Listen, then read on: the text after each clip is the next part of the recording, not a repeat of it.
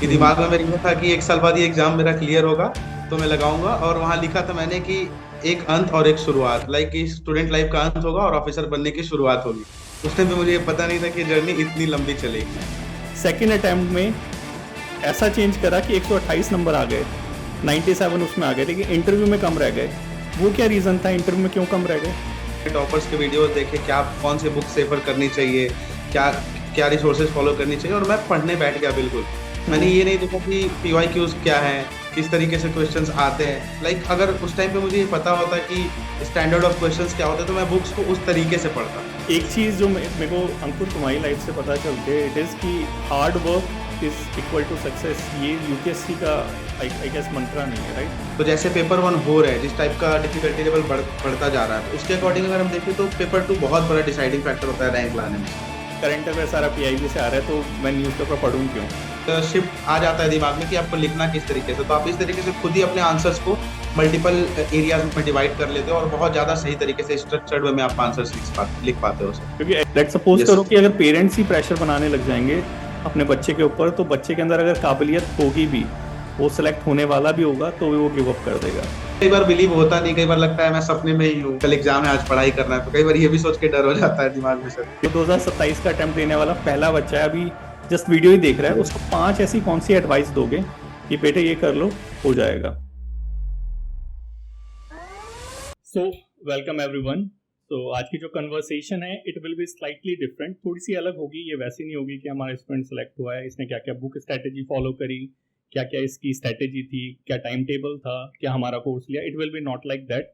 आज के जो हमारे गेस्ट हैं, ही इज अंकुर विश्वकर्मा। और इनकी लाइफ के बारे में या इनकी जर्नी के बारे में जो इंटरेस्टिंग चीज़ है वो ये कि अंकुर ने इस एग्ज़ाम को, CAPF 2025 के एग्ज़ाम को क्वालिफाई करा है फर्स्ट अटेम्प्ट में नहीं, फोर्थ अटेम्प्ट में। सो वो सभी बच्चे जो बहुत ज़्यादा हार्ड वर्क कर रहे हैं and they are still not able to clear this exam, उन सभी बच्चों को क्या डायरेक्शन चेंज करनी चाहिए, ये हमारा आज का मेन टॉपिक होगा। और जो नए बच्चे हैं वो कैसे अपनी डायरेक्शन को अलाइन कर सकते हैं for the election of success, कि उनके जो ईयर्स है वो बच जाएं। सो ये आज का हमारा मेन टॉपिक होने वाला है। तो सबसे पहले first of all congratulation Ankur, exam clear करने के लिए कैसा फील हो रहा है, सबसे पहले तो ये बताओ। सर फीलिंग तो काफी लाइक सरियल फीलिंग, काफी ज्यादा सर। कि स्टार्टिंग में तो बिलीव हो नहीं रहा था सर कि सिलेक्शन हो गया है, लाइक समथिंग। थोड़ा सा टाइम लगा इस फीलिंग को सिंक इन होने में, बट एज ऑफ नाउ हाँ, अब थोड़ा सा समझ में आया कि सिलेक्शन हुआ है। और खुशी बहुत ज्यादा है सर, मीन्स इसको वर्ड्स में एक्सप्लेन करना काफी ज्यादा मुश्किल है सर। ओके, तो स्टार्ट करते हैं थोड़ा सा बैकग्राउंड से, ठीक है? सो फर्स्ट ऑफ ऑल अंकुर, वो क्या चीज़ थी कि आपने जो है चूज किया CAPF को, कि मैं CAPF में ही जाऊंगा? क्या वो यूनिफॉर्म से प्यार था, या फिर जॉब का जो प्रोफाइल है वो, या फिर जो रिस्पेक्ट होती है फॉर द ये पैरामिलिट्री पर्सन, वो चीज़ थी? क्या चीज़ थी जो CAPF चूज किया? सर मैं कहूंगा सर ये तीनों का कॉम्बिनेशन था सर मेरे सीएपीएफ के टुवर्ड्स डेडिकेशन को।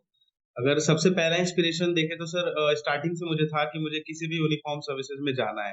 तो एक यूनिफॉर्म के लिए अट्रैक्शन, इंक्लिनेशन बहुत पहले से था मेरे अंदर, सिंस माय स्कूल डेज। और मेरे स्कूल में एक सीनियर भैया हुआ करते थे, and he is my neighbour also. तो उन्होंने उस टाइम पे आई गेस 2013-14 के आसपास उन्होंने ये एग्जाम क्वालिफाई किया था, and he is currently in CISF. तो वहां से मुझे बहुत ज्यादा इंस्पिरेशन मिली थी स्कूल डेज में ही कि हाँ, सीएपीएफ ऐसी करके एग्जाम होता है। फिर मैंने जब 10th किया, 12th किया, जब मैंने मन बनाया कि हाँ अब प्रिपरेशन के फेज में इंटर करना है, तो मैंने काफी रिसर्च किया इस जॉब के बारे में। तो इस जॉब की प्रोफाइल मुझे अच्छी लगी थी सर, क्योंकि यहाँ पे बहुत अच्छा एक ब्लेंड है, आपको फोर्सेस की लाइफ भी मिलती है और आपको पब्लिक सर्विस का भी एक अच्छा ठीक ठाक अपॉर्चुनिटी मिल जाती है। तो मुझे ये दोनों का जो कॉम्बिनेशन था ये बहुत पसंद है सर इस जॉब में। तो इसकी वजह से मैंने सीएपीएफ को काफी अपना सोल एम बनाया और इस पे मैं फिर आगे बढ़ता रहा। तो वहां से मेरी जर्नी शुरू हुई सीएपीएफ के लिए। तो एंड पापा क्या करते हैं? पापा भी फोर्स वगैरह में है? नहीं सर, एक्चुअली मेरे फैमिली में ऐसा कोई नहीं है। आई थिंक मैं पहला ही हूँ इस बार जो फोर्सेज में जाऊंगा। पापा की बैटरी की एक शॉप है सर नॉर्मल से, तो पापा का एक बिजनेस है अपना सर। पापा की बैटरी की शॉप है एंड बच्चा अब ऑफिसर बन रहा है, वेरी गुड। अच्छा, एक बात बताओ अंकुर, जब स्टार्ट करी थी जर्नी, तो फर्स्ट अटेम्प्ट जब दिया था, क्या ऐसा लग रहा था कि यार 4 अटेम्प्ट लगेंगे? कैसा लग रहा था फर्स्ट में क्लियर कर दूंगा? सर मुझे तो ऐसा था कि फर्स्ट में ही क्लियर करूंगा। मुझे याद है सर, मैं उस टाइम पे स्नैपचैट यूज करता था। तो जब मैं पहली बार सेंटर पे पहुंचा था, तो मैंने सेंटर की फोटो ली थी कि दिमाग में मेरे ये था कि 1 साल बाद ये एग्जाम मेरा क्लियर होगा, तो मैं लगाऊंगा, और वहां लिखा था मैंने कि एक अंत और एक शुरुआत, लाइक स्टूडेंट लाइफ का अंत होगा और ऑफिसर बनने की शुरुआत होगी। उस टाइम पे मुझे ये पता नहीं था कि जर्नी इतनी लंबी चलेगी। तो प्रिपरेशन उस टाइम पे भी थी कि हाँ, अगर एफर्ट मारना है तो फर्स्ट अटेम्प्ट में ही क्यों ना क्लियर कर ले। बट डेस्टिनी का कुछ और ही प्लान था सर। अच्छा, तुम्हारी लाइफ में जो मोस्ट इंटरेस्टिंग जो चीज़ है वो ये कि 3 अटेम्प्ट और 3 फेलियर, ठीक है। So means I would like to go into those attempts की first attempt, second attempt, third attempt, वो क्या क्या चीज़ें थी जो फर्स्ट अटेम्प्ट में तुमने नहीं करी, सेकंड अटेम्प्ट में करी, थर्ड अटेम्प्ट में करी, वो फेज कैसा था, वो क्या इंप्रूवमेंट थी चीज़ों में जो तुमने करी कि फोर्थ अटेम्प्ट में तुम्हें रिजल्ट मिला। नहीं तो अगर इंप्रूवमेंट नहीं होती तो फोर्थ में भी नहीं मिलता, राइट। तो कुछ तो चेंज करा है, वो क्या चीज़ है जो तुमने चेंज करी है, जो फर्स्ट में नहीं थी, सेकंड में नहीं थी, स्टार्टिंग से जानना चाहूंगा मैं। Yes sir. सर जब मैंने प्रिपरेशन स्टार्ट की तो मैंने 2021 में मेनली स्टार्ट किया था। मैंने ये सोचकर कि एक साल पहले से स्टार्ट करते हैं और अच्छे से प्रिपरेशन करी। बट मुझसे सबसे बड़ी गलती वहां पे वो हुई कि मैं प्रॉपर यूट्यूब वीडियोस देखे, मैंने टॉपर्स के वीडियोस देखे, क्या कौन से बुक रेफर करनी चाहिए, क्या क्या रिसोर्सेज फॉलो करनी चाहिए, और मैं पढ़ने बैठ गया बिल्कुल। मैंने ये नहीं देखा कि पीवाईक्यूज क्या है, किस तरीके से क्वेश्चंस आते हैं। लाइक अगर उस टाइम पे मुझे ये पता होता कि स्टैंडर्ड ऑफ क्वेश्चंस क्या होते हैं तो मैं बुक्स को उस तरीके से पढ़ता। तो मैंने उस पर फोकस नहीं किया, मैंने बुक्स को पढ़ने में फोकस किया, मैंने रिसोर्सेज में, लाइक मैंने उस टाइम पे भी काफी एफर्ट डाला। बट वो हार्ड वर्क था, वहां पे स्मार्ट वर्क मैंने यूज नहीं किया कि हाँ, एक एग्जाम को पहले समझे फिर स्टार्ट करे। तो 2022 में मैंने पढ़ाई की, बट एग्जाम में जब मैं गया तो वहां मुझे समझ में आया कि जितने क्वेश्चंस मैंने पढ़े थे जहां से बने बने, बट वो काफी नहीं थे कि मुझे कट ऑफ क्लियर करवा सके, क्योंकि सिर्फ नॉलेज के बेसिस पे मैं कट ऑफ भी क्लियर नहीं कर पाया। तो वहां पे एक इशू आया। फिर मैं घर आया वहां पे, एंड देन आई एनालाइज्ड कि क्या प्रॉब्लम्स है। फिर मुझे समझ में आया कि हाँ, मुझे कुछ एप्टीट्यूड डेवलप करना पड़ेगा, प्रॉब्लम सॉल्विंग और एमसीक्यू सॉल्विंग। और उस टाइम में मैंने टेस्ट भी नहीं लगाए थे। तो 23 वाले मैंने ये अटेम्प्ट सुधारा, ये चीजें सुधारी। मैंने वहां पे स्टार्ट किया कि पहले मैंने सारे एग्जाम्स के यूपीएससी के पीवाईक्यू देखे। स्पेशली मैंने 5 साल का सीएपीएफ का पीवाईक्यूज उठाया और उसको समझा कि क्या क्वेश्चंस आते हैं, कौन सा सब्जेक्ट काफी ज्यादा वेटेज रखता है। इस तरीके से मैंने प्रिपरेशन स्टार्ट की। तो 2023 में मैंने दिया, और लकली 23 में मेरा रिटर्न क्लियर हुआ और मार्क्स भी अच्छे थे। 23 वाला फर्स्ट अटेम्प्ट था, सेकंड अटेम्प्ट था, second I guess. Yes sir. तो ये पीवाईक्यू सॉल्व करना मुझे हेल्प भी किया। 23 में मेरे पेपर 1 में 128 के अराउंड मार्क्स थे, और पेपर 2 में मेरे 97 थे। बट वहां पे इशू ये है कि इंटरव्यू में थोड़ी प्रॉब्लम हुआ, जहाँ इंटरव्यू में मेरे मार्क्स कम रह गए 81। तो उसकी वजह से मेरा मेरिट अच्छा नहीं अंकुल, हो पाया, मैं select नहीं हुआ। फर्स्ट अटेम्प्ट में यू हैव लर्न कि जो आपकी अप्रोच थी, वो अप्रोच थी क्या कि आपने टॉपर की वीडियो देखी एंड डायरेक्टली जंप कर गए क्वेश्चन ये बुक्स के अंदर, बिना कुछ देखे कि पीवाईक्यूज क्या बता रहे हैं, किसका कितना वेटेज है, किस तरह के क्वेश्चन आ रहे हैं, just you get into the book और वो पढ़ने लग गए। पेपर में गए तो पता चला कि ये स्ट्रेटेजी काम नहीं करेगी, चेंज करा। सेकंड अटेम्प्ट में ऐसा चेंज करा कि 128 नंबर आ गए, 97 उसमें आ गए, लेकिन इंटरव्यू में कम रह गए। वो क्या रीजन था, इंटरव्यू में क्यों कम रह गए? सर आई थिंक कुछ क्वेश्चंस ऐसे थे जिसको मैं सही से आंसर कर सकता था। बहुत जगह मैं फंबल हो गया था और थोड़ा नर्वस भी हो गया था उस टाइम पे, क्योंकि उससे पहले मैंने लाइफ में कहीं कोई भी इंटरव्यू फेस नहीं किया था। तो आई थिंक वो एक इम्पैक्ट किया उस चीज ने मेरे इंटरव्यू को, जहाँ पे मेरे मार्क्स डिग्रेड हुए इंटरव्यू में। तो इंटरव्यू की प्रिपरेशन नहीं करी थी अपने साइड से, बट मैंने उस टाइम पे भी डेप्थ को अच्छे तरीके से बहुत डेप्थ में एनालाइज नहीं किया। ये प्रॉब्लम हुई मेरे साथ। तो वहां पे वो इशू रहा कि मुझे मेरे बारे में ही खुद से सही से पता नहीं था हर चीज। तो वो चीजें थी। और दूसरी चीज ये थी कि सर मैंने स्पीकिंग प्रैक्टिस नहीं की, क्योंकि हम जिस बैकग्राउंड से आते हैं यहाँ पे एक बोलने को थोड़ा काफी हेजिटेशन हो जाता है बच्चों को। तो और डायरेक्ट अगर आप इंटरव्यू बोर्ड के सामने बैठ रहे हो और वहां पे आपको क्वेश्चंस के आंसर करने हैं, तो वहाँ थोड़ी नर्वसनेस हो जाती है। तो ये एक इशू आया था सर मेरे साथ इस वाले अटेम्प्ट में। यस ठीक है, और सेकंड का जब रिजल्ट आया तो उसमें सिलेक्शन नहीं हुआ, देन फिर थर्ड सर। में क्या हुआ? वो बहुत ज्यादा डार्केस्ट फेज था मेरे लाइफ का। मैं ये कहूंगा कि जब मैं इंटरव्यू देकर आया और मुझे ऐसा फील, क्योंकि मेरे रिटन के मार्क्स मुझे आइडिया था कि पेपर 1 में ठीक ठाक है, और मैं पेपर 2 की टेस्ट भी देता था, उसके हिसाब से मुझे ये पता था कि 90 प्लस तो मार्क्स होंगे पेपर 2 में। तो मैं रिलैक्स था कि कहीं ना कहीं सिलेक्शन तो हो जाएगा, क्योंकि मैंने एक्सपेक्ट नहीं किया था कि इंटरव्यू के मार्क्स नीचे चले जाएंगे। तो उस वजह से रिजल्ट की एंग्जाइटी, इन समय पढ़ाई अच्छे से हुई नहीं मेरी। और ये भी मैं कहूंगा जो आज कैंडिडेट्स हैं उनको, कि ये गलती उनको नहीं करनी चाहिए सर। बहुत लोग करते हैं कि इंटरव्यू अगर आपने दे लिया तो आप रिलैक्स रिलैक्स बैठ जाते हैं, जिससे क्या होता है आपका नेक्स्ट अटेम्प्ट हैम्पर हो जाता है। तो ये चीज हुई। और दूसरा एक इशू हुआ कि सर मेरे उस टाइम पापा की तबीयत काफी खराब हो गई थी, उनके पैर में कुछ इन्फेक्शन हो गया था। तो मैं जब इंटरव्यू दे के दिल्ली में था तभी ये चीज़ हुई, तो मुझे दिल्ली से यहाँ वापस आना पड़ा। तो मैं उसमें काफ़ी ज़्यादा इन्वॉल्व हो गया, जिसकी वज़ह से मेरा 24 के अटेम्प्ट में रिटन ही नहीं क्लियर हो पाया, क्योंकि मैं अच्छे तरीके से टाइम डेडिकेट नहीं कर पाया था 24 के लिए। तो अच्छा, 24 में यस सर। जब थर्ड अटेम्प्ट क्लियर नहीं हुआ तो ऐसा नहीं लगा कि ये जो CAPF है शायद तुम्हारे लिए नहीं है? ये 3 इट्स नॉट अबाउट 3 अटेम्प्ट, ये 3 साल है। अ, बहुत बार ऐसा मन में आया था सर कि ऐसा फील हो रहा था कि हाँ, इस बार सिलेक्शन, जब एक बार अभी लास्ट मंथ मैं इंटरव्यू तक था, मैं फाइनल मेरिट का वेट कर रहा था और अभी तुरंत ही मेरा रिटन भी नहीं क्लियर हुआ, तो बिल्कुल ऐसा लग रहा था कि अब कुछ नहीं है, मतलब ऐसा फील हो रहा था कि अब शायद होना लिखा नहीं है। तो मैंने काफी होप छोड़ दी थी और मैं सोच रहा था कि अब CAPF यूनिफॉर्म सर्विसेज को छोड़ते हैं, स्टेट PCS की तरफ थोड़ा मुड़ते हैं। तो मैंने वहाँ स्टेट PCS भी दिया, बट वहाँ पे भी मुझे सक्सेस मिली नहीं, मेरा प्रीलिम्स क्लियर नहीं हुआ। फिर उसी बीच CDS था, तो मैंने CDS ट्राई किया, तो CDS का रिटन क्लियर हुआ, बट SSB में गया तो वहाँ मैं स्क्रीन आउट रहा। तो ये इशू रहा, तो काफी माइंड पे प्रेशर था। तो उस जी फिर मैंने सोचा कि चलो CAPF में जब जहाँ इतना टाइम मैंने इन्वेस्ट किया इस एग्जाम के अप्रोच को मैं समझ चुका हूँ, तो क्यों ना एक अच्छे से डेडिकेटेड टाइम इसको दिया जाए, एक बार और ट्राई करते हैं और एग्जाम देकर देखते हैं, जैसा भी होगा फिर उसके बाद मैं एक्सेप्ट कर लूंगा कि क्या डेस्टिनी। और मेरे पास अटेम्प्ट्स थे, तो मैंने कहा कि जब तक अटेम्प्ट रहेंगे तब तक मैं अपने स्ट्रेटजीज में चेंज करके सब कुछ करके एफर्ट डालता रहूंगा, ताकि जब तक चांसेस है मेरे पास तब तक मैं अपॉर्चुनिटी को यूटिलाइज कर पाऊँ। ये भी अपने आप में बहुत बड़ी बात है कि 3 फेलियर के बाद दोबारा से हिम्मत जुटा के एंड देन फिर ट्राई करना।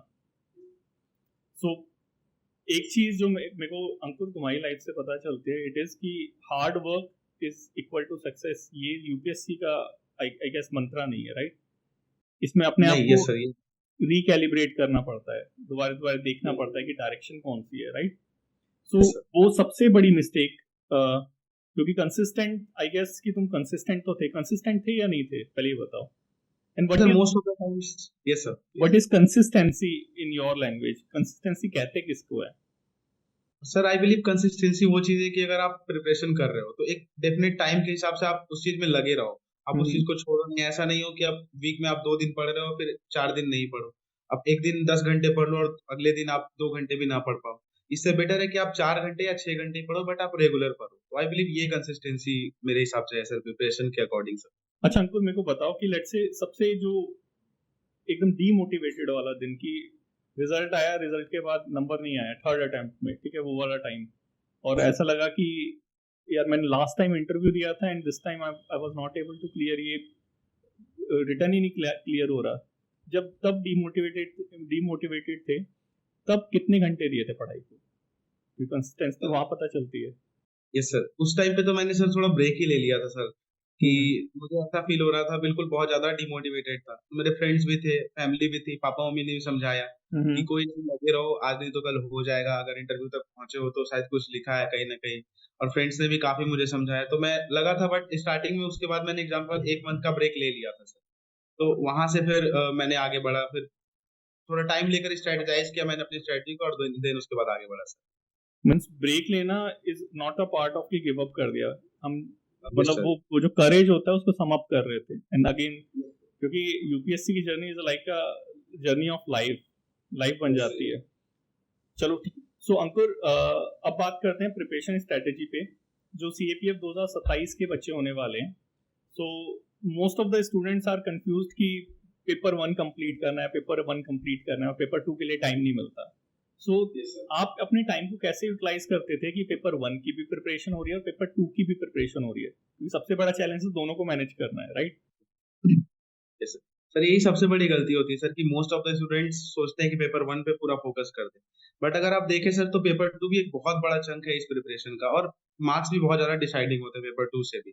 और आज के टाइम पे अगर हम देखें सर 2024 और 2025 को, तो जैसे पेपर 1 हो रहा है, जिस टाइप का डिफिकल्टी लेवल बढ़ता जा रहा है, तो उसके अकॉर्डिंग अगर हम देखें तो पेपर 2 बहुत बड़ा डिसाइडिंग फैक्टर होता है रैंक लाने में।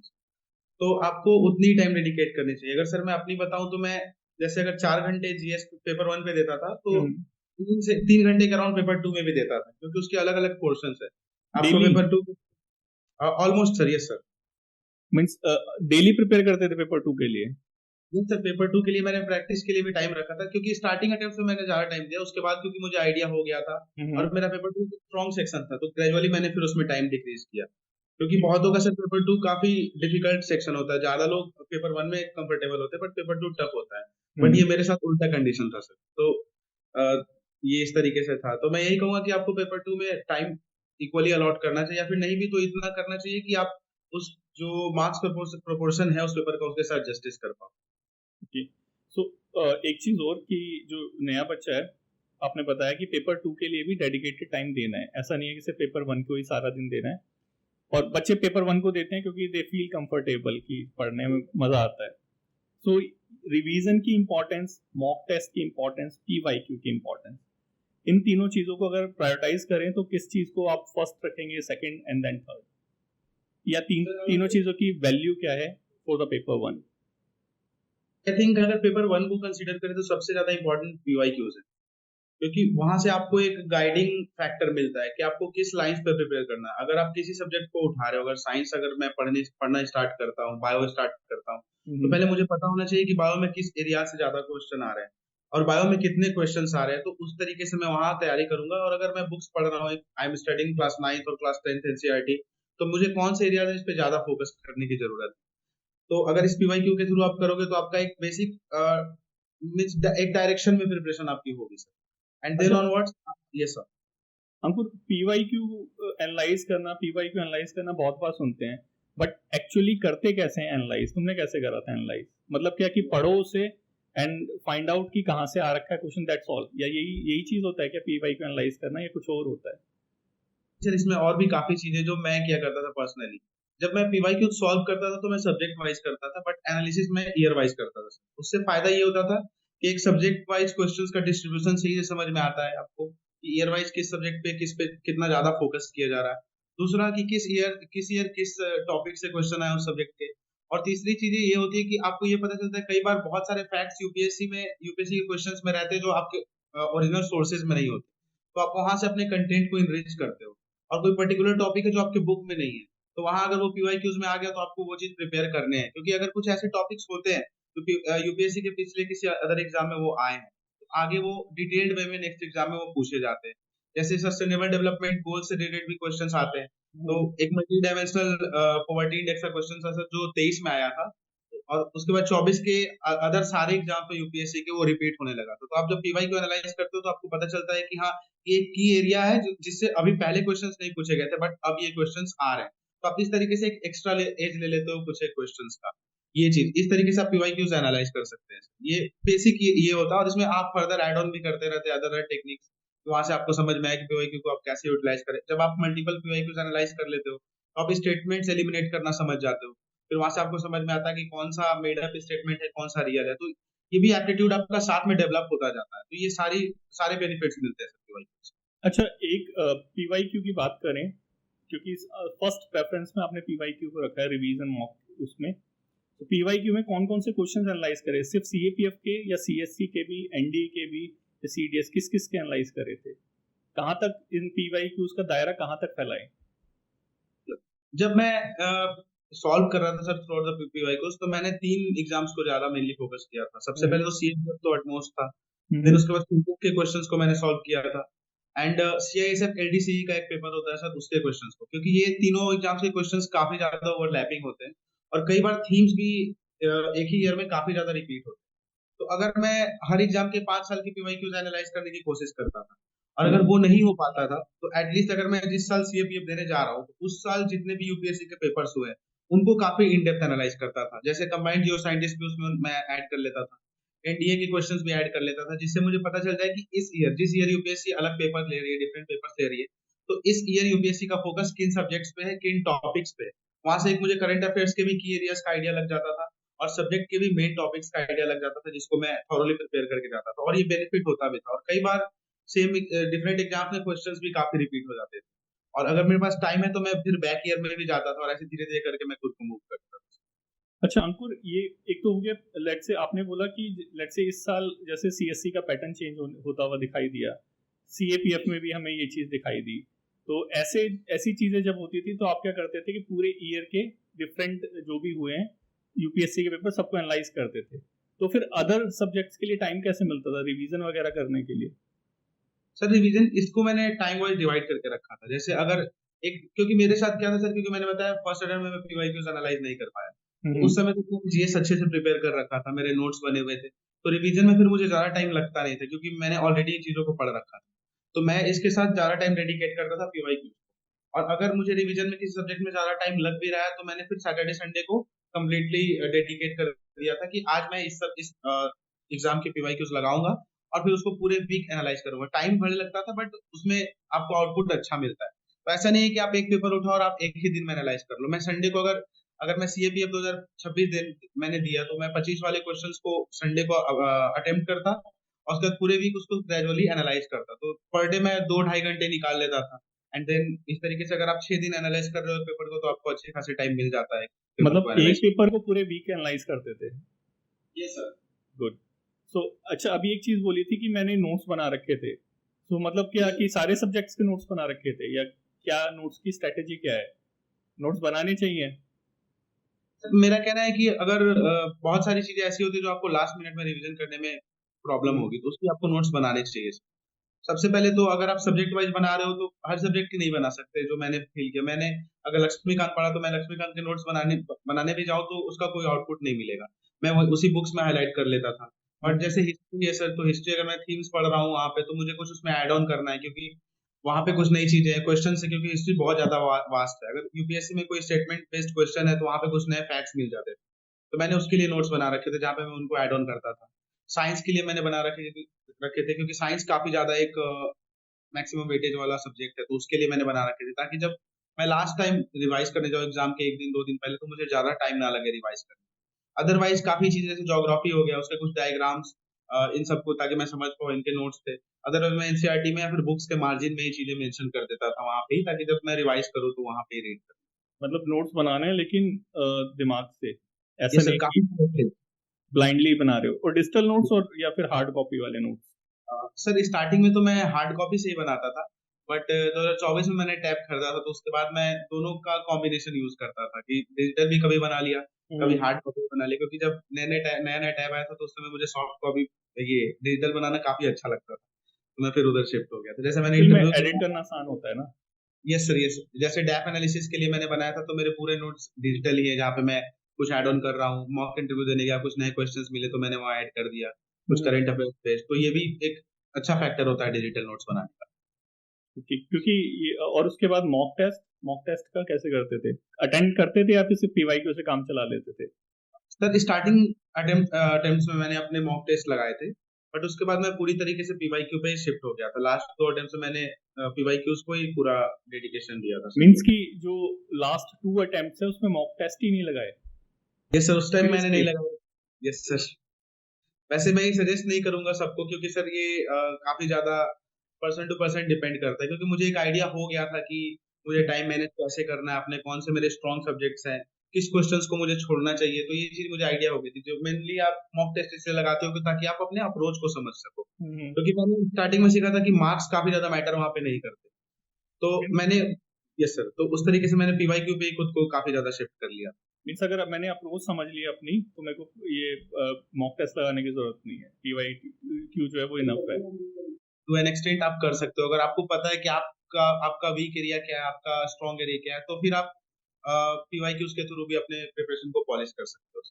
ठीक है। अच्छा अंकुर, एक चीज और बताओ कि कई के एस्पिरेंट जो होते हैं वो ये जो हमारे सिलेबस की बुक है ये तो पढ़ते पढ़ते हैं, इसके साथ एडिशनल रीडिंग भी करते हैं अपने आप को चार्ज करने के लिए। वो चीज करते थे? सर कभी कभी करता था क्योंकि एक्चुअली मुझे टाइम ज्यादा मिल नहीं पाता था। जैसे मेरी एक अलग हॉबी है सिंगिंग एंड गिटार प्ले करना, तो मैं उधर ज्यादा फोकस करता था। जब भी मुझे टाइम मिले तो मैं सिंगिंग करता था, गिटार प्ले करता था, तो ये टाइम मिल रहता जाता था? था। काफी मिल जाता था सर, बहुत टाइम। ऐसा रेगुलर तो मैं नहीं करता था बट वीकली कभी कभार ऐसा हो गया। और मेरे ग्रुप्स थे तो अपने लोकल पार्क शॉर्ट में बैठ के हम लोग जैमिंग सेशंस भी करते थे, तो टाइम मिल जाता था सर। ओके। सो पेपर 2 के लिए सीरियसली राइटिंग कब स्टार्ट करी थी? क्योंकि पेपर 1 तो हमने अच्छे से देख लिया, रिवीजन, मॉक और पीवाईक्यू। पेपर 2 के लिए डिस्क्रिप्टिव प्रिपरेशन कब स्टार्ट करी थी सीरियसली एकदम? क्योंकि फर्स्ट अटेम्प्ट में तो आई गेस नहीं करी होगी। सर एक्चुअली मैंने उस टाइम से ही स्टार्ट की थी पेपर 2 के लिए भी, क्योंकि फर्स्ट मैंने टाइम? बताया था। यस सर, और जैसे मैंने बताया था कि मुझे ये मेरे दिमाग में ये था कि फर्स्ट अटेम्प्ट में ही क्लियर करना है। तो मैं काफी कोशिश कर रहा था कि हर चीज को कवर कर लूं साथ में।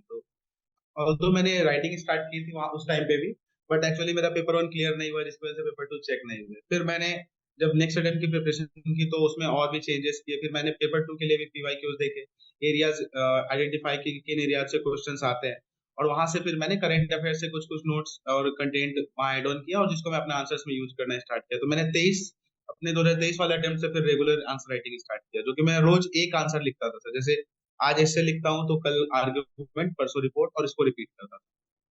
मीन्स डेली राइटिंग करते थे ताकि राइटिंग की हैबिट ना छूटे।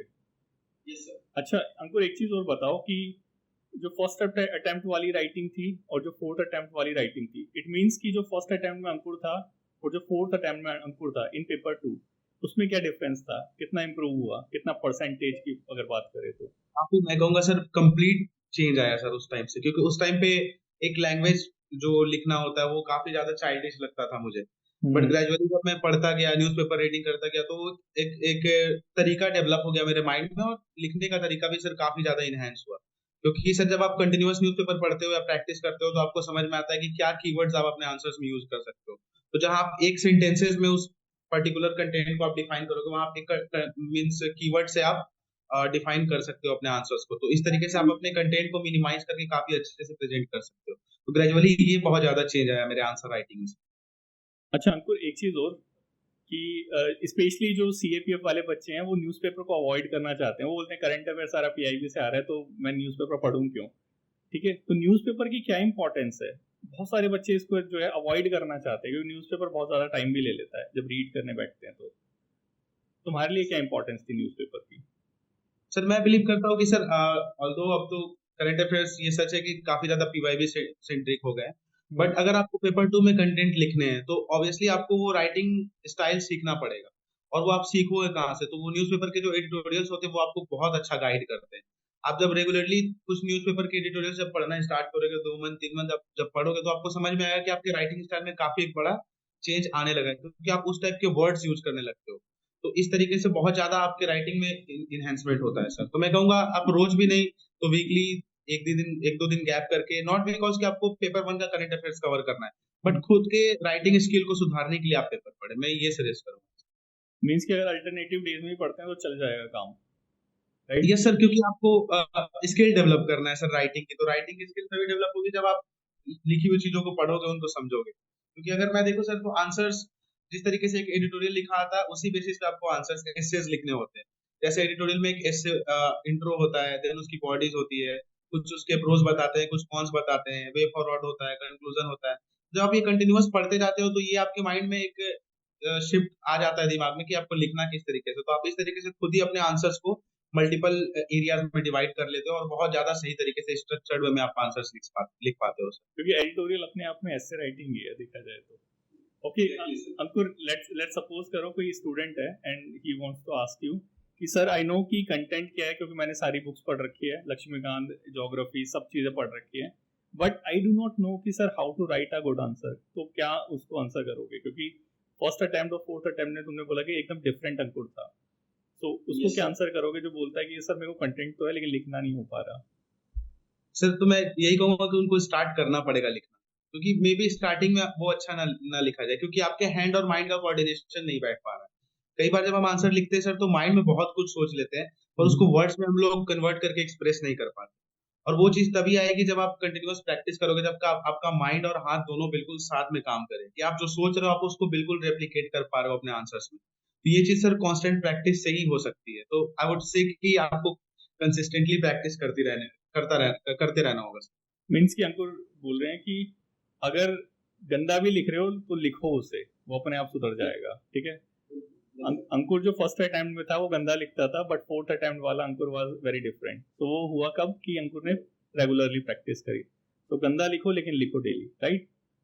अच्छा, ये तो हो गया हमारा सारा एकेडमिक वाला पार्ट, यू कैन से कि पेपर 1 पेपर 2। अब जो दूसरी प्रॉब्लम आती है स्टूडेंट्स को वो आती है साइकोलॉजिकल, राइट? एंड आपसे अच्छा इस चीज को कोई नहीं बता सकता, क्योंकि 3 फेलियर इट मीन्स कि इतना ज्यादा टाइम दिया है कि जिस टाइम के अंदर जो हमारे फ्रेंड्स थे, कॉलेज फ्रेंड, वो आईआईटी कंपनी में, आईटी कंपनी में, कहाँ यूएस वगैरह में जा सेटल हो गए होंगे, और हमें लग रहा होगा यार हम लाइब्रेरी से आगे नहीं जा पा रहे। ऐसा हुआ कि दोस्त जो है वो लाखों कमाने लग गए एंड हम जो है लाइब्रेरी से आगे नहीं जा पा रहे। लोग भी पूछने लग गए कि अंकुर रोज बैग उठा के लाइब्रेरी चले जाते हो, कब रिजल्ट लेके आ रहे हो, और मम्मी पापा और डाउट करने लग जाते हैं और अपने आप में खुद प्रेशर क्रिएट होता है। उस चीज को कैसे मैनेज करा, क्योंकि ये तो it is a true story of every aspirant जो एकदम प्रिपेयर करता है और कंटिन्यूअसली रिजल्ट नहीं मिलता। इस चीज को कैसे मैनेज करा, साइकोलॉजिकल प्रेशर को? सर ये साइकोलॉजिकल प्रेशर तो बिल्कुल इस प्रिपरेशन का पार्ट है सर, ये इनएविटेबल है कि आप इसको टाल नहीं सकते। एक टाइम के बाद अगर आप लंबे समय से इसमें हैं तो आपका प्रेशर बनेगा। तो मैं ये कहूंगा सर कि आपको मल्टीपल चीजों पे फोकस करते रहना पड़ेगा। जहाँ पे आप अगर आपकी कुछ हॉबीज है, रिक्रिएशनल एक्टिविटीज है, तो आप अपने माइंड को इन सब चीजों से डाइवर्ट करो। अगर आप कंप्लीटली अगर पढ़ाई में बहुत ज्यादा फोकस्ड रहते हो तो होता क्या है कि आपका माइंड भी वन साइडेड चलने लगता है। तो काफी ज्यादा सेल्फ डाउट भी आता है, और अगर छोटी सी बात भी अगर कोई आपको बोलेगा तो वो चीजें काफी ज्यादा माइंड में घूमते बहुत रहती है, लगती है। और वही चीज बड़ी बड़ी बनती जाती है। ये चीज होता है। दूसरा, मैंने सर देखा बहुत लोग होते हैं कि जब डिप्रेशन में होते हैं तो अपने फ्रेंड सर्कल को बिल्कुल कट आउट कर देते हैं कि बिल्कुल मैं अकेले रहूंगा, आइसोलेटेड एक होकर प्रिपरेशन करूंगा। बट मेरे कुछ फ्रेंड्स थे सर, 4-5 फ्रेंड्स का हमारा ग्रुप था जिसमें से मैक्सिमम लोग प्रिपरेशन में थे। तो अगर मैं कभी डाउन फील भी करता था तो वो लोग काफी मोटिवेट करते थे। अगर वो डाउन फील कर रहे हैं तो मैं मोटिवेट कर रहा हूँ, और हम लोग साथ में प्रिपरेशन किया करते थे। तो ये चीज थी। और तीसरा कि मैं काफी फॉर्चुनेट फील करता हूँ सर कि पेरेंट्स बहुत सपोर्टिव रहे, कि आफ्टर मल्टीपल फेलियर्स उन्होंने कभी ये नहीं कहा मुझे कि अब तुम कुछ और देखो या कोई अर्निंग का सोर्स देखो। उन्होंने हमेशा यही कहा कि जब तक तुम तैयारी कर सकते हो, जब तक अटेम्प्ट्स है, करते रहो।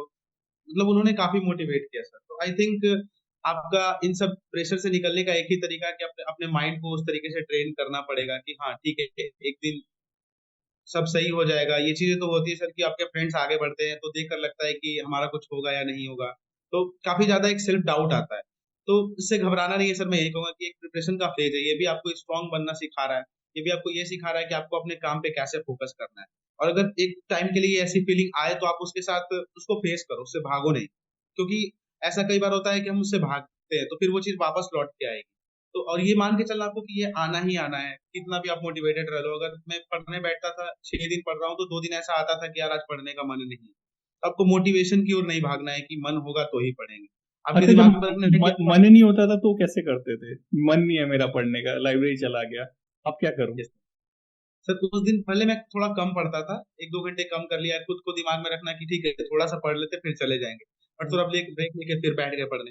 या फिर कुछ ऐसी चीजें उस दिन पढ़ लेना जो ऐसा सब्जेक्ट जो आपका स्ट्रांग है, या फिर जो आपको पढ़ने में मजा आता है। लाइट रखना है बट पढ़ना है, कि कंसिस्टेंसी मेंटेन रहे। और बहुत बार अगर मेरा एक सैचुरेशन हिट हो जाता था सर कि अब पढ़ाई नहीं हो पा रही है, तो मैं एक एक दो दिन के लिए बिल्कुल ब्रेक ले लेता था। जैसे अगर मैंने मंडे से फ्राइडे पढ़ लिया, तो कभी कभी मेरे साथ ऐसा होता था कि सैटरडे को फिर बैठने का बिल्कुल नहीं मन होता था। तो सैटरडे को मैं कहता था ठीक है आज छोड़ो, मैं मूवी सीरीज या म्यूजिक पे फोकस कर लेता था।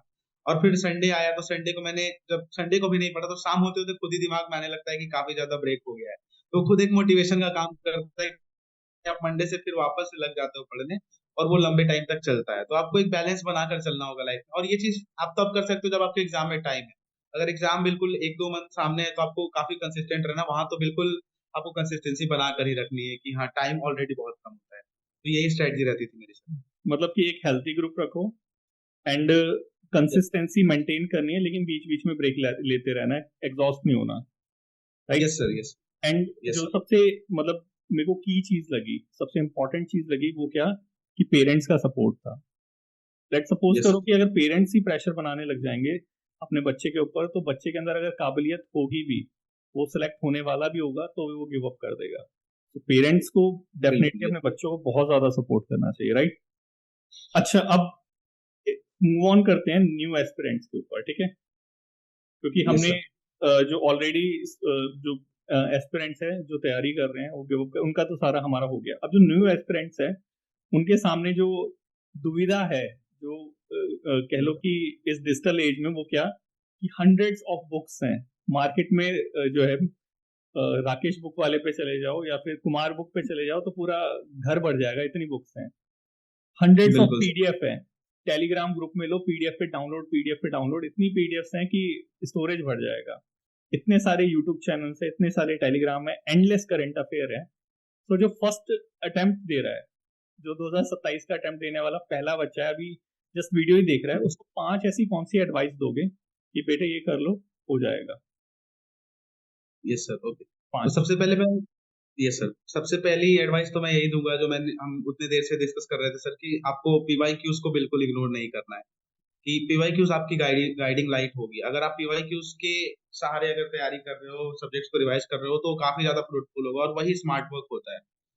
सेकंड मैं कहूंगा सर कि जो कंटेंट की बात सर आपने की, तो मैं कहूंगा आपको कंटेंट कलेक्टर नहीं बनना है। मे बी अगर आप प्रिपरेशन स्टार्ट कर रहे हो, तो आप 10 दिन अभी ही ले लो, 15 दिन आप ले लो, कि आप पूरा यूट्यूब देख जाओ कौन सा बेस्ट प्लेलिस्ट है, कौन सी बेस्ट वीडियोस है, कौन से पीडीएफ आपको यूज करने हैं, कौन से बुक्स या रिसोर्सेज आपको फॉलो करने हैं। एक बार आप पूरा उसको फाइनलाइज कर लो, उसके बाद खुद को बोल दो ये चीजें, कि उसके बाद कहीं से भी कोई भी कंटेंट आएगा आप उसको रेफर नहीं करोगे।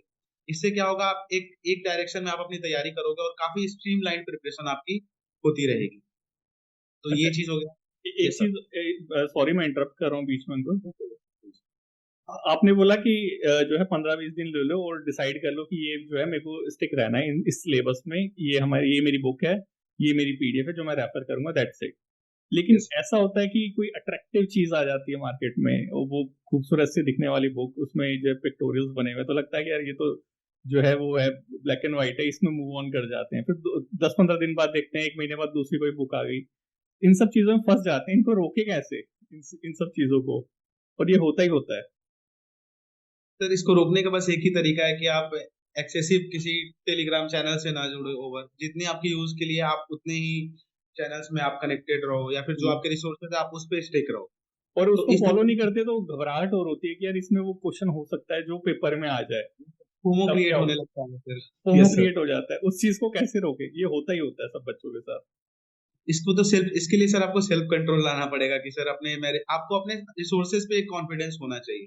अगर मतलब आपको कॉन्फिडेंस नहीं है, तो फिर मैं कहूंगा सर आपने सही से रिसोर्सेज फाइनलाइज नहीं किया या स्ट्रेटजी नहीं बनाई है, मतलब क्योंकि अपना जो अगर भी आप। कंटेंट है, जो भी सोर्स है, उस पर बिलीव होना चाहिए यार यस ये सर। फाइनल है, that's it. Yes sir. And third? Third मैं कहूंगा सर कि जो अगर पेपर टू की बात करें, तो मैं ये कहूंगा कि बहुत बच्चे उससे दूर भागते हैं, तो आपको पेपर टू को भी इनफ टाइम देना चाहिए। क्योंकि मैंने बहुत सारे फ्रेंड्स को देखा है जिनके पेपर वन में और इंटरव्यू में मार्क्स अच्छे थे, बट वो मेरिट में नहीं आ पाए, क्योंकि उनके पेपर टू में काफी कम मार्क्स थे या फिर एक एवरेज मार्क्स थे। तो पेपर टू आज के टाइम में बहुत ज्यादा डिसाइडिंग फैक्टर होता जा रहा है, क्योंकि पेपर वन में काफी ज्यादा मार्क्स सैचुरेट होते जा रहे हैं। अगर आप देखोगे एक पूल देखोगे, तो काफी मैक्सिमम बच्चे हैं जिनके 5 से 10 मार्क्स के अंदर ही मैक्सिमम बच्चों के मार्क्स लाई करते हैं। तो आप वहां पर एक एज नहीं ले सकते हो। तो आप एज कहाँ पे ले सकते हो? तो पेपर टू में आप एज ले सकते हो, क्योंकि पेपर टू में आप 100+ भी मार्क्स मिलने लगे। तो अगर आप वहां पे अच्छे मार्क्स ले आते हो, और वो आपके हाथ में होता है, क्योंकि आप वहां वही लिखोगे जो आपने गैदर किया है, जो आपने सीखा है, जो आपने प्रैक्टिस किया है। तो वहां पे आप रियल यू बन सकते हो। अगर आप पेपर वन दे रहे हो, तो वहां पे जो क्वेश्चंस आए हैं, आइदर यू नो इट और you don't know it. But paper two में है कि जो आप एक्चुअल में हो, जो आपने इतने सालों स्कूल हो गए या फिर जो भी आपका कल्चर रहा है, आपका आपकी सोसाइटी रही है, जो आपने आपको बिल्ड किया है उस चीज ने, वो आप वहाँ प्रेजेंट करते हो। आपके लैंग्वेज, आपके थॉट्स, ये सारी चीजें वहाँ प्रेजेंट होती है। तो उस पर आपको बिल्कुल फोकस करना है, क्योंकि पेपर टू, मैं यही सोचता हूँ सर कि मेरा हमेशा से ये मानना रहा है कि पर्सनैलिटी टेस्ट बाद में नहीं, पेपर टू एक्चुअल में एक पर्सनैलिटी टेस्ट है, क्योंकि वहां पे आपके ओपिनियंस जाने जाते हैं। वहां पे आप बहुत बड़ा एज ले सकते हो। तो मैं सबसे पहले यही सजेस्ट करूंगा कि आपको पेपर टू को बिल्कुल इग्नोर नहीं करना है। और थर्ड मैं ये कहूंगा कि फोर्थ फोर्थ।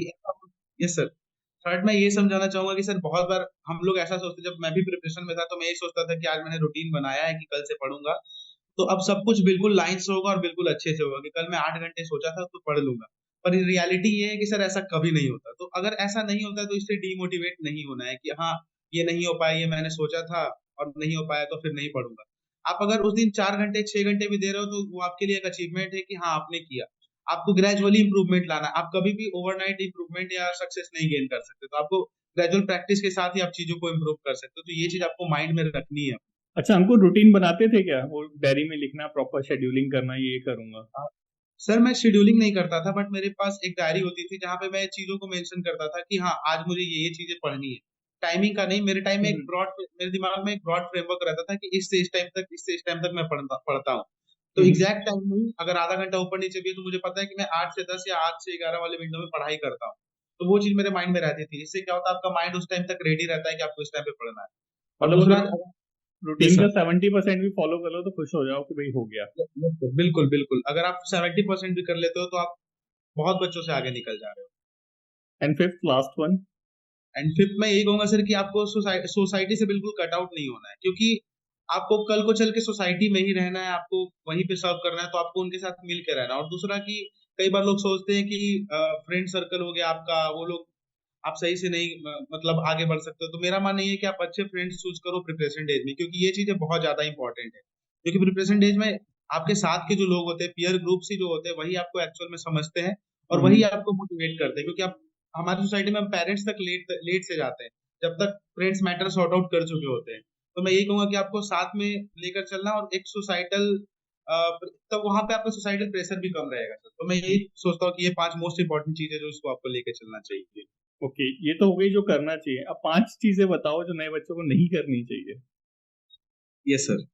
अगर सबसे पहले कहूँ तो वही जो मैंने स्टार्टिंग में कहा था कि सर आपको कंटेंट कलेक्टर नहीं बनना है। कि ये भी कंटेंट, अगर मैं इकोनॉमिक्स स्टार्ट कर रहा हूँ तो सारे टॉपर्स के नोट्स आ गए, सब कुछ आ गए, वो चीज नहीं करना है। दूसरा मैं ये कहूंगा कि सर आपको आप अपने हैंड रिटेन नोट्स बनाने चाहिए, जिससे आप इजीली समझ पाओ काफी मैक्सिमम चीजों के। और ऐसा नहीं कि बिल्कुल नोट्स में हर कुछ बहुत ज्यादा डिटेल में लिखना, आपको बहुत नॉर्मल लिखना है। अगर आप बिल्कुल एक नई बुक बनाने जा रहे हो तो समझो कि आप फिर पब्लिशर बनोगे, ऑफिसर नहीं। तो ये चीज मैं समझता हूँ सर। और थर्ड कि अगर पीवाई की उसको इग्नोर नहीं करना चाहिए, जो कि मैंने बताया। फोर्थ नहीं नहीं, कि ये सर तो आप, हो गई करने वाली। जो नहीं करना, कलेक्टर नहीं बनना, तो अच्छा अच्छा, पब्लिशर यस नहीं बनना। और क्या चीज अवॉइड करें कि ना करो, इस चीज को मत करो, थोड़ा देर टाइम छोड़ दो, अच्छा रहेगा। और मैं सर सोचता हूँ कि थर्ड ये हुआ कि आपको बिल्कुल मिनट मिनट का वो रूटीन नहीं बनाना चाहिए सर।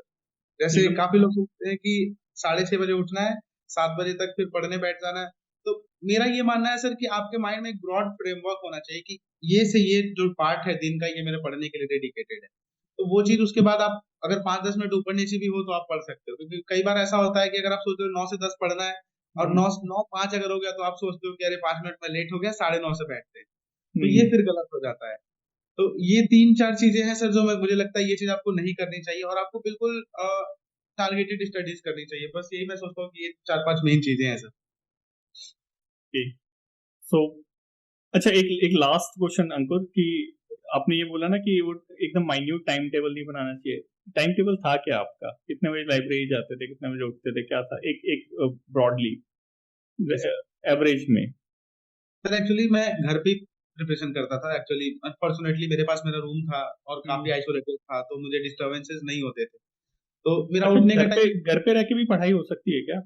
बच्चे यस कहते सर हैं घर पे रह बिल्कुल। के होती नहीं है, लाइब्रेरी जाना ही पड़ेगा। नहीं सर, मैं आज तक लाइब्रेरी नहीं गया सर। मैंने तो अपनी सारी पढ़ाई लाइक घर से ही की है सर, अपने रूम से ही।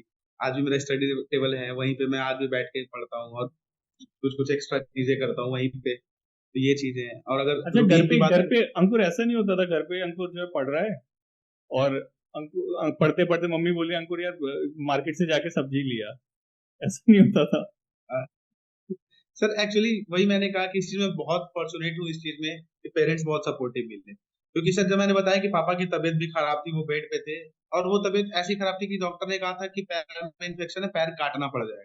ओह। ऑल्दो ये हुआ नहीं, सब कुछ सही हो गया फिर टाइम के साथ।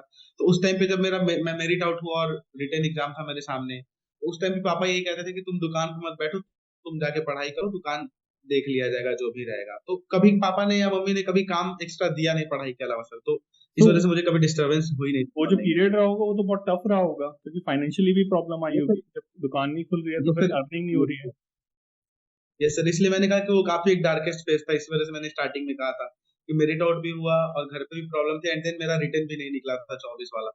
तो वो सारा चीज एक साथ ही बर्डन आ गया था माइंड पे, कि अब लग रहा था कि अब तो अर्निंग करनी पड़ेगी, कहीं और सोर्सेज देखने पड़ेंगे।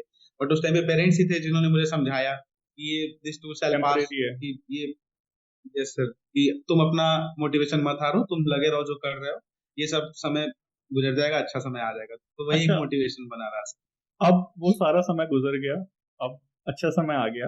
अब कैसा लग रहा है कि वो जो 3 साल, 3 या 4 साल जो हमने लगाए, वो वर्थ इट थे या फिर वेस्ट गए? अब डेफिनेटली सर, ये कैसा लग, बहुत कैसा रहा है ये बताओ, लग कैसा रहा है? काफी रिलीव महसूस हो रहा है सर। कल कल तक जब तक रिजल्ट नहीं आए थे, तो दिमाग में रहता था अब ये भी एग्जाम दे लूं, ये भी दे लूं। अब क्योंकि एज बढ़ती जा रही थी, काफी अटेम्प्ट हो गए थे, तो दिमाग में ये भी रहता है कि अब किसी तरह कहीं पे भी एक जॉब लगे, या फिर कोई और सोर्स मुझे ढूंढना पड़ेगा, एक बैकअप ढूंढना पड़ेगा। बट फॉर्चुनेटली रिजल्ट आया तो काफी माइंड रिलैक्स हो गया, घर वाले भी बहुत प्राउड है, हैप्पी है।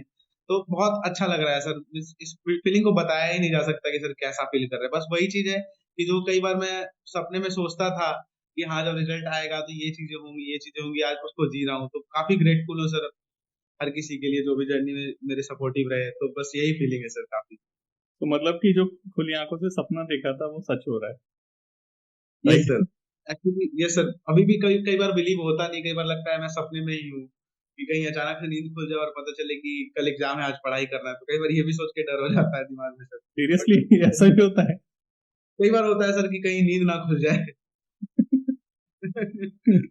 होता है। जब काफी ज्यादा मेहनत करते हैं ना तो हमें ऐसा लगता है कि कहीं ये सपना ना हो, क्योंकि यस सर। जब ऐसा हर एस्पिरेंट के साथ होता है जो सीरियस होता है, जब वो लाइब्रेरी में कभी हेड डाउन करता है या फिर अपनी स्टडी टेबल पे जब हेड डाउन करते हैं, तो हम बैक ऑफ द माइंड अपनी पास्ट स्टोरी में चले जाते हैं, पास्ट लाइफ में चले जाते हैं, और एकदम से जब उठते लगता है यार ये सपना था, तो वही डर रहता है कि यार ये सपना ना हो। क्योंकि मेरे साथ लास्ट कुछ टाइम ऐसा हुआ था सर कि 2-3 बार ऐसा हुआ इसी 2-3 महीने के फेज में कि मैं सोया था तो सुबह उठता था तो ऐसे सपने आते थे कि हाँ लिस्ट में नाम आ गया।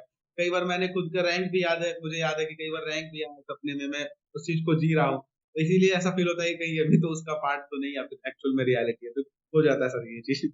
ये रियलिटी है, अभी ट्रेनिंग में यस जाओगे तब पता चलेगा ये रियलिटी है। सर, वहाँ तो काफी ज्यादा पता चलेगा। ठीक है। Okay, yes so sir. एक इम्पॉर्टेंट लेसन जो हमने अंकुर की लाइफ से लर्न किया कि success do not always come to the person who works the hardest, and failure not necessary mean that your efforts are useless और waste. So sometimes failure telling you, क्या failure बताता है हमें your efforts are there, now it is time to improve your direction. So वही direction अंकुर ने improve करी, and finally he got जो उन्होंने ड्रीम देखा था खुली आंखों से, है ना, वो आप जी रहे हैं। सो अंकुर की जर्नी हमें क्या रिमेम्बर करवाती है कि जब ड्रीम देखो तो गिव अप मत करो, right? Thank definitely you sir. Much.